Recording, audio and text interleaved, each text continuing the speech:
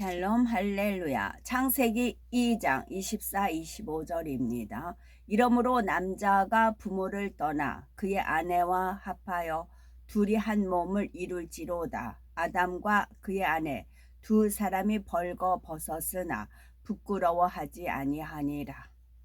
아멘. 창세기 66번째입니다. 24절에 이러므로 남자가 부모를 떠나 그 아내와 연합하여 둘이 한 몸을 이룰지로다 말씀하셨습니다. 이 구절만 보아서는 이 말씀이 단순히 남녀의 결혼에 대한 내용으로 생각될 수가 있겠지요.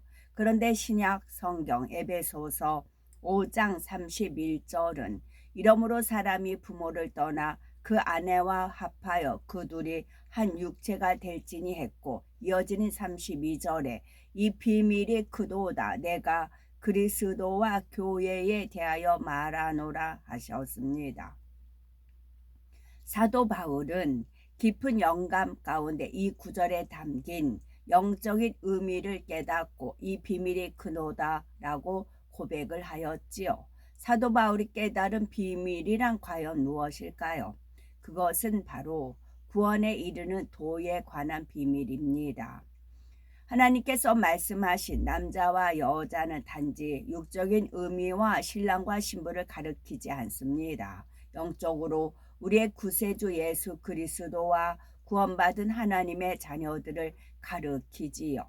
성경은 우리 주님을 신랑에, 구원받은 하나님의 자녀들은 신부의 비유를 합니다. 주님께서 공중에 강림하신 후 구원받은 영혼들과 7년 동안 벌어지는 잔치를 어린 양의 혼인잔치라고 하지요. 요한계시록 19장 9절은 내 천사가 내게 말하기를 기록하라. 어린 양의 혼인잔치의 정함을 입은 자들이 복이 있도다 하고 또 내게 말하되 이것은 하나님의 참되신 말씀이라 하였습니다. 사도 바울은 영적인 신랑과 신부를 그리스도와 교회로 표현을 하였지요. 그리스도는 우리의 신랑이신 주님이시고 교회는 구원받은 하나님의 자녀들을 가리킵니다. 교회란 단지 눈에 보이는 교회 건물만을 지칭하지는 않지요. 정말 중요한 교회의 알맹이는 교회 건물 안에서 하나님께 예배하는 성도들입니다. 성도들 개개인이 교회요, 성도들의 모임도 교회이지요. 고린도전서 3장 16절은 너희가 하나님의 성전인 것과 하나님의 성령이 너희 안에 거하시는 것을 알지 못하느냐라고 말씀하셨습니다. 이처럼 성령께서 그 안에 거하고 있는 사람이 하나님의 성전, 곧 영적인 의미의 교회입니다. 그래서 고린도전서 1장 2절을 보면 고린도에 있는 하나님의 교회 곧 그리스도 예수 안에서 거룩하여지고 성도라 부르심을 입은 자들과 또 각 처에서 우리 주 곧 저희와 우리 주 대신 예수 그리스도의 이름을 부르는 모든 자들에게라고 했습니다. 바로 예수 그리스도 안에서 거룩하여지고 성도라 부르심을 입은 사람들, 또 주의 이름을 부르는 사람들, 다시 말해 구원받은 하나님의 자녀들을 하나님의 교회라 말씀했지요. 따라서 본문에 하나님께서 남자가 부모를 떠나 그 아내와 연합하여 둘이 한 몸을 이룰지로다라는 말씀의 의미는 단지 남녀의 결혼에 한정되지 않습니다. 바로 예수 그리스도와 구원받은 성도들 간의 관계에 대한 영적인 비밀이 담겨 있음을 알아야죠. 그렇다면 예수 그리스도와 구원받은 하나님의 자녀들 사이에는 과연 어떤 비밀이 있는 걸까요? 우리가 예수 그리스도를 알기 전에는 죄의 종이었습니다. 예수님께서 요한복음 8장 34절에 죄를 범하는 자마다 죄의 종이라 말씀하신 대로이지요. 그런데 이처럼 죄의 종인 사람들의 아비는 세상의 주관자인 원수 마귀라는 사실입니다.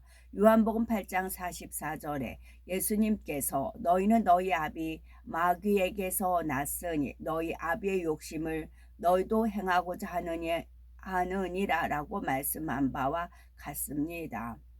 요한일서 3장 8절은 죄를 짓는 자는 마귀에게 속한다라고 기록되어 있지요. 누구든지 예수 그리스도로 말미암아 죄 사함을 받기 전에는 죄인으로서 어둠의 주관자인 마귀에게 속합니다.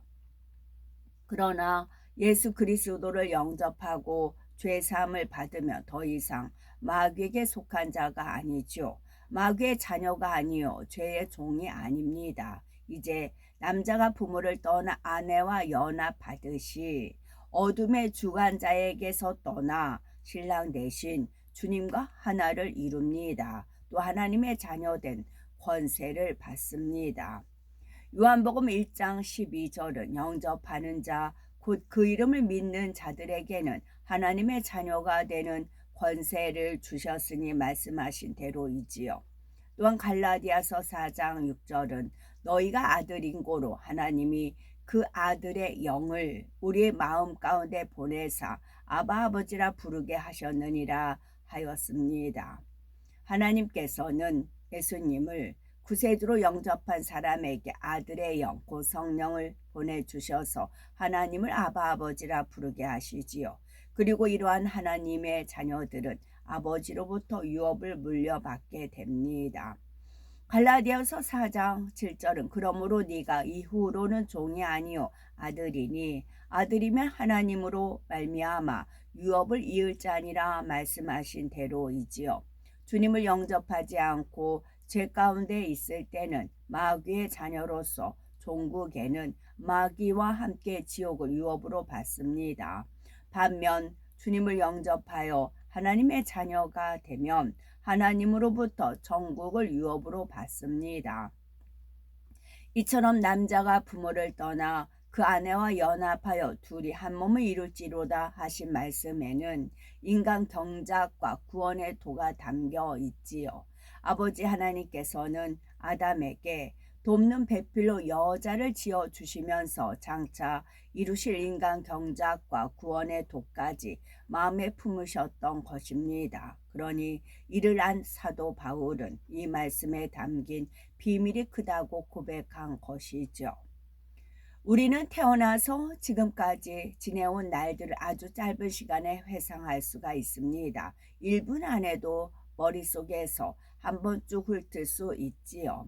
이처럼 하나님께서도 여자를 만드셨을 때에 장차 이룰 인간 경작과 구원의 섭리까지도 순간에 내다보실 수가 있었습니다.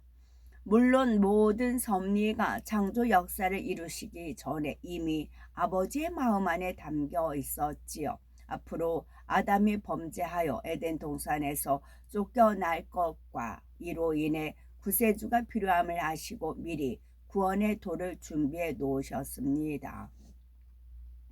문자적으로 볼 때는 평범해 보이는 말씀 안에 하나님의 자녀들에게 가장 크고 놀라운 축복의 비밀이 담겨 있는 것입니다. 그러니 우리는 이 놀라운 비밀을 듣고 깨달아 구원에 이를 수 있도록 해주신 하나님께 세세토록 감사와 찬양을 올려야겠죠.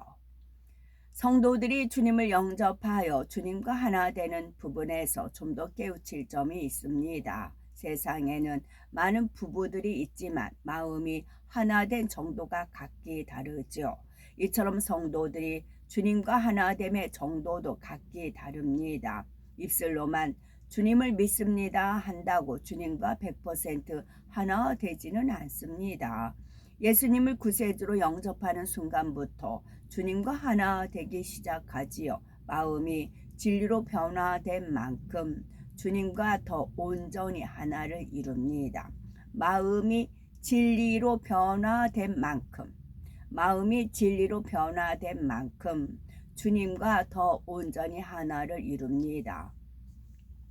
요한복음 10장 23절은 예수님께서 곧 내가 저희 안에 아버지께서 내 안에 계셔 저희로 온전함을 이루어 하나가 되게 하려 한다 라고 말씀하셨지요. 여기서 내가는 말씀이 육신을 입고 이 땅에 오신 예수님이십니다. 예수님이 저희 안에 계신다라는 것은 말씀이 저희 안에 있다라는 뜻입니다. 하나님의 말씀이 우리 안에 있기 위해서는 지식적으로 알 뿐만 아니라 반드시 영으로 마음에 이루어야지요. 이처럼 우리가 하나님의 말씀을 양식 삼을 때에 우리는 온전함을 이루고 주님과 하나가 될 수가 있습니다. 따라서 만일 그 마음에 하나님의 말씀이 30% 임했다면 주님과 30%만큼 하나 된 것이지요. 하나님의 말씀을 50% 양식 삼았으면 50%만큼 주님과 하나가 된 것이고 100% 양식 삼았으면 100% 주님과 하나라고 볼 수가 있습니다. 물론 100% 주님과 하나가 되었다고 해서 주님과 동등하다는 의미는 아닙니다. 그 마음에 악이 없고 선과 사랑만 있는 상태가 주님을 꼭 닮았다는 의미이지요. 바로 이런 사람이 주님과 온전히 하나 된 사람입니다. 그런데 예수님께서는 요한복음 15장 7절에 너희가 내 안에 거하고 내 말이 너희 안에 거하면 무엇이든지 원하는 대로 구하라 그리하면 이루리라 말씀하셨습니다. 주님과 하나 된 사람은 무엇이든지 원하는 대로 구하면 응답을 받습니다. 우리는 이 말씀을 늘 실감을 해야 됩니다. 무엇이든지 원하는 대로 구하면 응답이 젖혀오고 대부분 구하기도 전에 아버지 하나님께서 필요한 것을 미리 아시고 공급해 주시는 체험이 있으면 좋겠고, 그래서 우리 모두가 이러한 행복과 축복을 누리며 사시기를 바랍니다. 아멘. 샬롬.